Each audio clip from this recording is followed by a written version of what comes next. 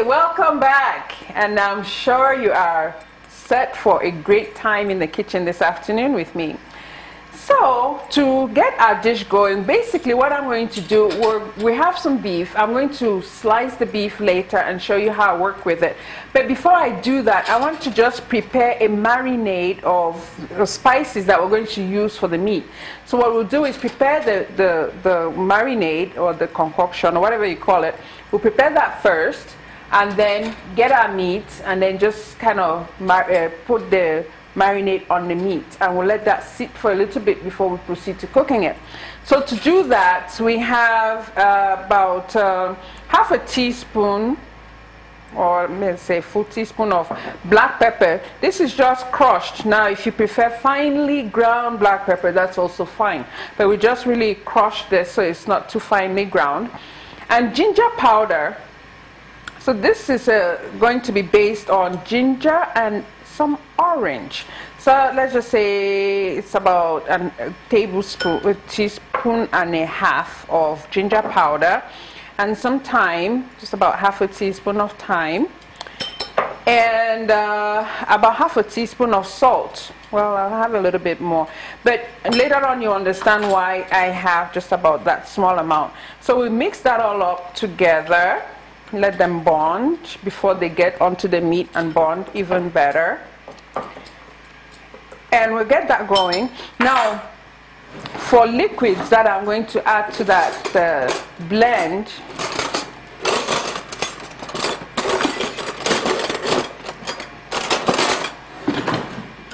we're going to add, don't fall off your seats, we're going to add about a quarter cup of whiskey to this. It's going to make that meat taste amazing. Okay, that's why I said don't fall off your seats, and I hope you enjoyed this dish today. And then we're adding orange juice. So just add about the juice of about 2 oranges here. Take the seeds off. This is a very juicy orange, so I know that it's going to yield quite a good amount of juice. And this marinade is going to be sufficient for about 1 kilo of meats or more. Okay, if you have more, that's okay. If you have less, that's okay. All right, but the thing is just so that the meat spends some time with the marinade. So far we have ginger, we have thyme, we have black pepper and salt, orange juice, and whiskey. So even, well, you don't want to necessarily use a very expensive whiskey on this. Any old whiskey will do, but it's good to get, it adds, how can I describe it? It adds a dimension to the dish. And don't worry, it's not going to get you drunk. I know that that might be a concern for somebody, especially who doesn't drink alcohol. But what it does, the heat from the cooking is going to burn off the alcohol, and even all the additions that we're doing with the orange juice and salt. Salt is going to de-alkalize the whiskey, so we'll end up with a very good flavor in it. So don't be so concerned about that. It's not going to make you drunk one bit. Your meat might be drunk, but not you. Okay. All right, so we've got our marinade all done, and I'll just let it sit over here. And we'll go on the other side now and work on our meat. Okay. Okay. So I have a boneless cut of meat here, and it is the part of meat that we commonly refer to as the fish. I'm not sure why it got that name, but if you go to a butcher and ask for fish, this is about half of it though. You will get something, you will get this piece of meat. Now, when you get it home, this one that his knife accidentally cut into it, you want to try as much as possible to get off all the white stuff. The white stuff can also be known as palm wine. We want to try to get off all the connective tissue here as much as possible. What it does is holds the muscle, and so it causes the meat to toughen up while you cook it instead of sort of relaxing and become a little bit soft. So tender rather. So just sort of trim all this off as much as possible. And then when we actually slice the meat, then we'll be able to trim off more of it. Okay. So I hope we're together so far. Okay. Now when you get most of it off, and then you just sort of cut, it's about just maybe this much. I don't know if I'm not really good with dimensions per se. About maybe a ½ an inch, but you know, a few centimeters or millimeters rather than centimeters. And we'll just slice it down. So we have these nice circles of beef. Keep in mind that when you cook meat, it shrinks, and so this is going to also do the same. So you might be looking at this thinking that it's large cut, but when you cook it, it's going to shrink a little bit. So we just do that, cut it off like that. There you go.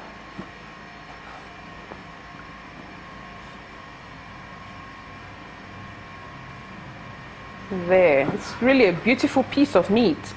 Now keep in mind, this cut of meat is very lean, meaning that there's very little fat in it. So if you look at it, it's very muscle.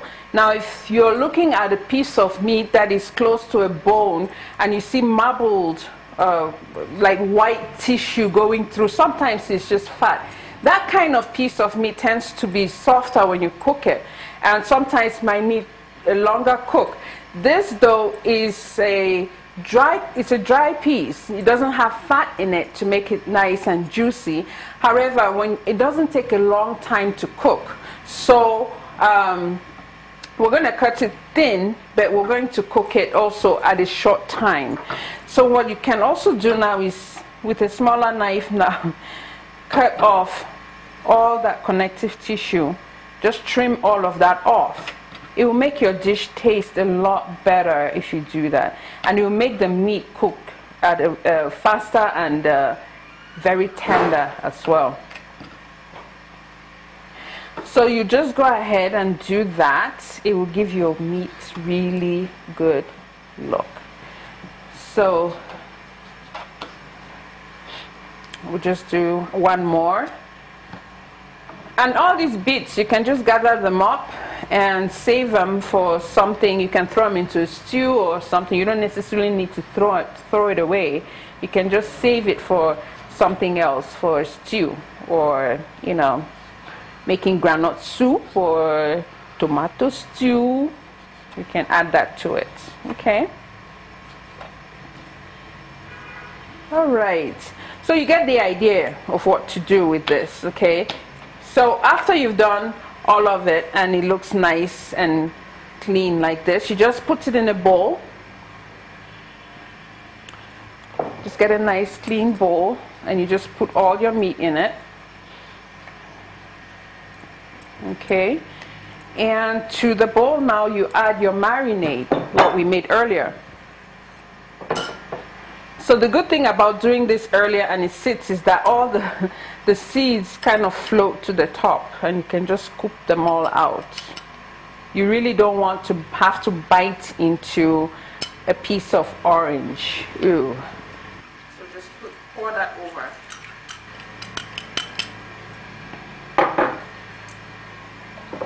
So just pour it in and you cover it and you let it sit in your refrigerator for about an hour, at least an hour. What will happen is the orange juice and the whiskey would actually work on tenderizing the meat already. So that marinating part is very essential. So stay tuned as we proceed to cook the next step. Anna's Food Show, your favorite food and lifestyle show. the assurance for your well-being. Okay, here is some meat that we had prepared earlier to marinate, and we've had this marinating, was sitting in the juices for about an hour and a half or so. So it's nicely kind of, you see the meat sort of swelling up, so it's taken up a lot of the spices, and the flavor has really gotten into it. So how we're going to start this, we are going to heat up the pan, or I am going to heat up the pan, and add about just about 2 tablespoons or so oil. You don't want to do too much, just a little bit. And what we're going to do is somewhat caramelize the onions. So I'm going to let that sort of coat the pan beautifully, and add, take that up a little bit, just let it heat up, and add the onions. Ooh.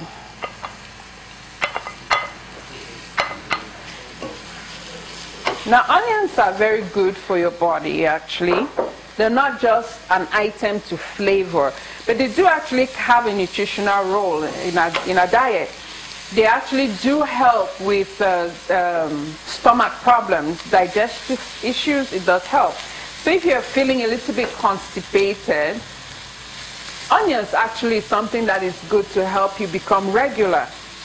And for us ladies who have, you know, we always want to have that flat stomach, onions actually do help in helping our stomachs go down. That's what research says.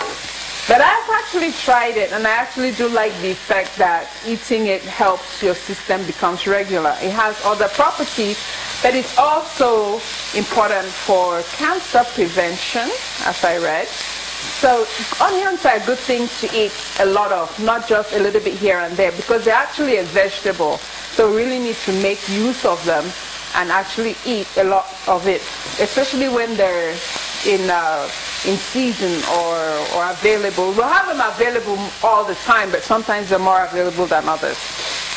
Okay, so we're actually sweating the onions. So saute the onions. It's gonna go from the color it is now, sort of this whitish looking color, to a gray color. So some of the fibers and starches that are in the onions actually are going to change and become a little bit sweet. Okay, but don't be alarmed. It's not going to be like cake sweet. It's going to have a sweet taste to it, but it's going to be very delicious. That I can guarantee. Okay, so just let that cook a little bit, and we'll just add a little bit of salt to enhance the action of browning, or just do a little bit here, just about a quarter teaspoon. You don't want to oversalt your food. So on the bottom of the pan, you can notice it's changing already.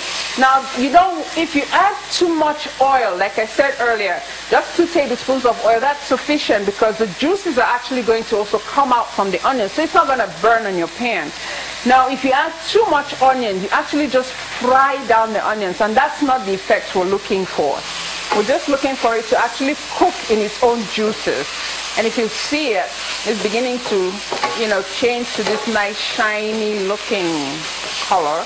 So just let that brown a little bit. And it goes from that really sharp raw onion flavor to this beautiful taste. That's all I can call it, beautiful tasting onion. So you really have to try this at home and let me know what you think. Okay, so it's actually turning brown. I'll just let it be go a little bit longer than this, and get it really nice and soft. And now what I'll do, I'll add some, just a squeeze of orange juice to it, just to add a little bit more juices to it, so it continues to cook. The acidity from the orange is actually going to help the onions get to where they need to go.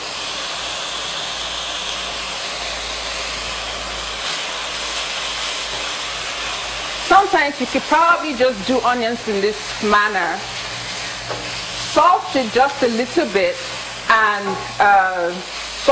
maybe just a little bit of white pepper or black pepper, and you add, you actually let it cool and you serve it over sliced pear or avocado pear, and it makes a very good salad. Okay, so I add just a little bit more. There we go. Okay.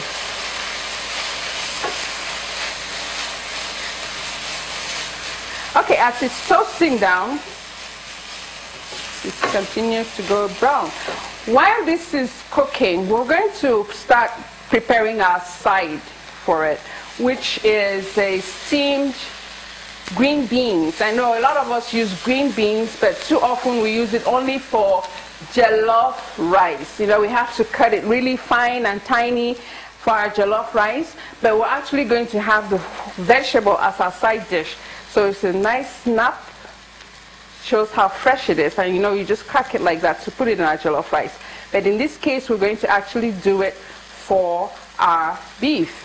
Okay, so to do that, I just want this to brown a little bit more. I'm going to get some water.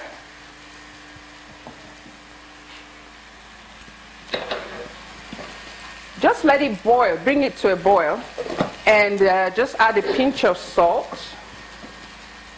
Just a little bit of salt to it. And the lemon juice, actually. No, I'll do the lemon just before I put the beans in it.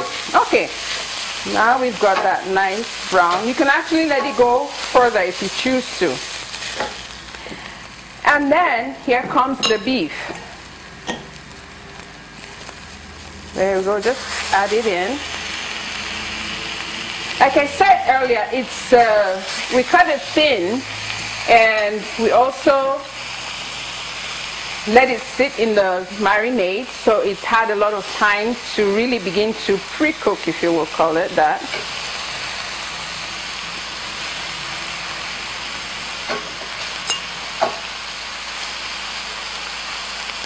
Okay.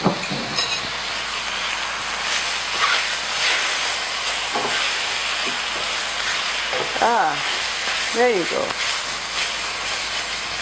So it's just almost going to, like, I don't know, I don't want to use the word fry, but it's going to somewhat, it's going to cook in that.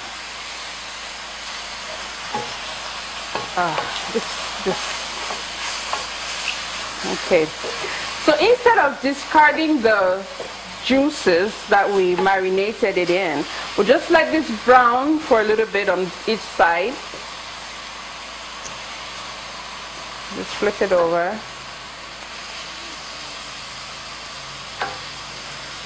Okay. Just let it brown a little bit. And then we'll pour the marinade over it. There. Now the battle is between the beef and the fire. So we'll just reduce the heat, the temperature a little bit, and we'll let it simmer for probably about 15 minutes or so and check it, and it should be ready by then. So stay tuned. Anna's Food Show, your favorite food and lifestyle show. The assurance for your well-being. Okay. As our beef is steaming or cooking down, we'll just put the lid on, let that cook while we get the green beans going. As I said earlier, most often we use it only for jollof rice, or sometimes just as a garnish over rice, or, you know, I don't know how else we use it, sometimes in tomato stew. But I just want us to take a new look at it and actually serve it as a side dish, because it's actually rather filling, very high in fiber, so it's really good for you. It's part of the green vegetables, so it works well in building up your blood, giving you a good good life. Yeah, okay. So I've just boiled the water with a little bit of salt, and I'm actually going to squeeze in some lemon into the water. Now if you are also I'm not sure diabetic is a word, but sometimes you've been asked to cut down on how much salt you eat. You can actually just squeeze just the lemon in it and you'll be just fine. You won't even need to add salt to it at all. It will still give you a very good flavor, and it will give you that saltiness that your tongue is looking for. So with that, I just take the whole bean. I'm not cutting it up or breaking it. So just put it right in. Now this is where it's good to have your little ones, if you have them around, help you in the kitchen, because it's easy for them to do, and that's how you get them to eat the vegetables. Let them help cook it and they'll learn to love it and eat it as well. So just drop it in the water, and as you can see in the water now, it's just turned really bright green. Okay, so we just let it soften for a little bit. It's not even going to make up to 2 minutes in it. We'll just let it soften a little bit, and that softness is going to make it somewhat sweet tasting. So everything today is just sweet, sweet. Sweet beef, sweet beans. How can you go wrong with that? Okay, so you really have to do this one.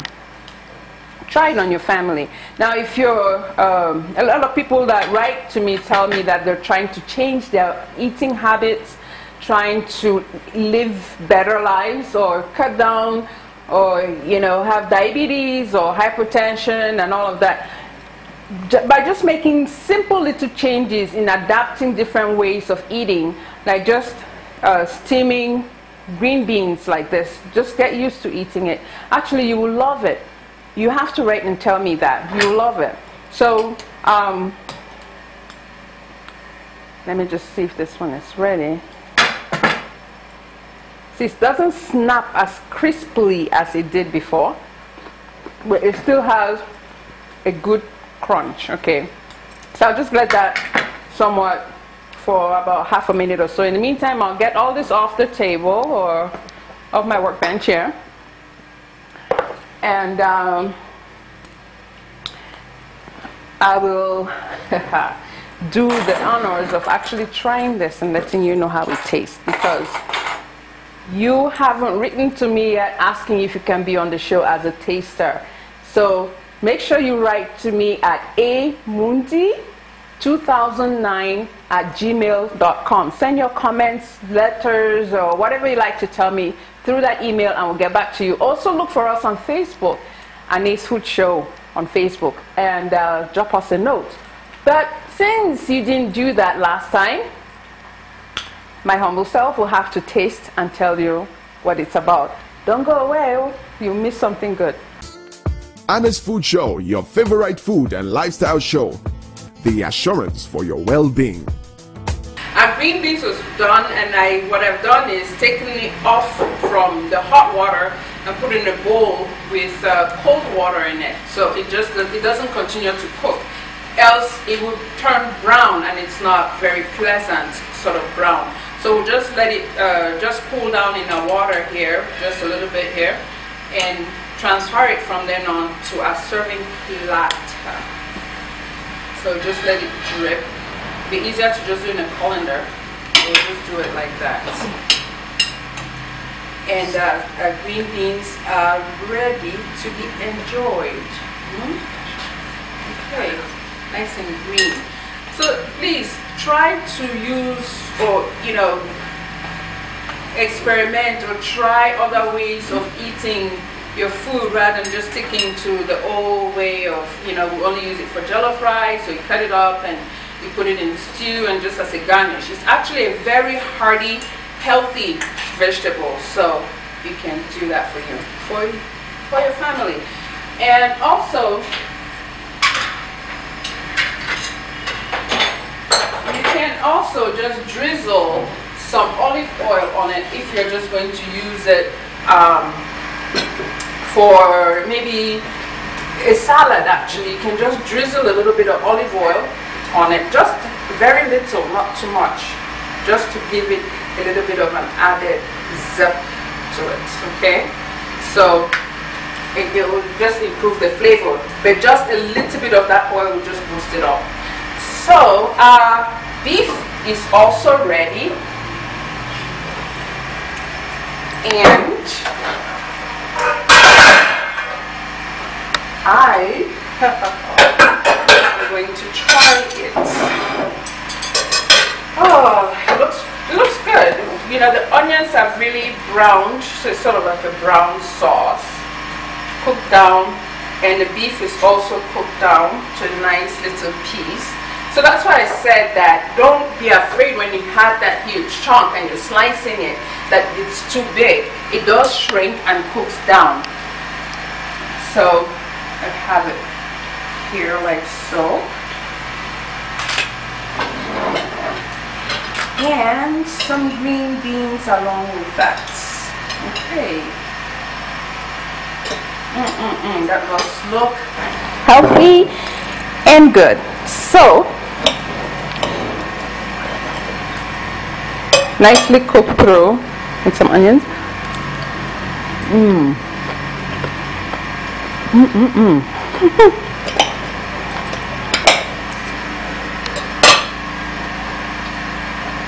You just have to try this at home. So, it was a pleasure bringing this to you today, and I'm still enjoying my beef. I hope you've learned something of value on the show about onions as well as beef and another method of cooking it. I hope you get to try it. Please do write to me and tell me how it turned out for you, and if you even can send me a picture of it, that would even be awesome. We can connect on Facebook, Anae's Food Show, YouTube, Anae's Food Show, email amundi2009@gmail.com. Thank you for watching the show. Stay tuned for our next show, and bon appetit.